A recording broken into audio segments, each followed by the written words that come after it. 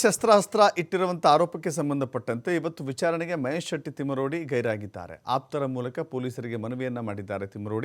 ತಿಮರೋಡಿ ಮನೆಗೆ ಮತ್ತೆ ನೋಟಿಸನ್ನು ಪೊಲೀಸರು ಅಂಟಿಸಿದ್ದಾರೆ.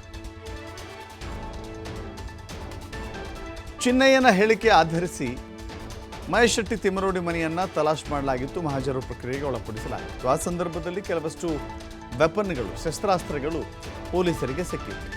ಸೆಪ್ಟೆಂಬರ್ 25ರಂದು ವಿಚಾರಣೆಗೆ ಹಾಜರಾಗಲು ನೋಟಿಸ್ ಜಾರಿ ಮಾಡಲಾಗಿದೆ. ಮನೆಗೆ 2 ನೋಟಿಸನ್ನು ಅಂಟಿಸಿದ್ದಾರೆ ಬೆಳ್ತಂಗಡಿ ಪೊಲೀಸರು. ಆದರೂ ಕೂಡ ಇವತ್ತು ಹಾಜರಾಗಬೇಕಾಗಿತ್ತು ಹಾಗೆ ನೋಡಿದ್ರೆ, ಬಟ್ ಹಾಜರಾಗಿಲ್ಲ.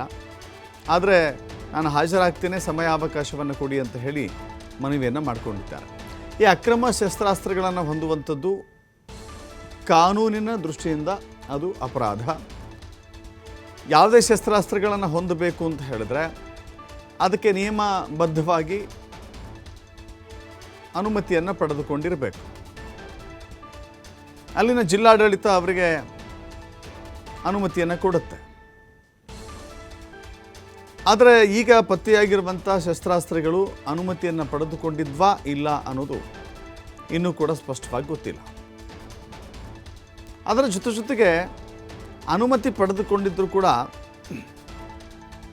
ರಿನಿವಲ್ ಮಾಡಿಸ್ಬೇಕಾಗತ್ತೆ.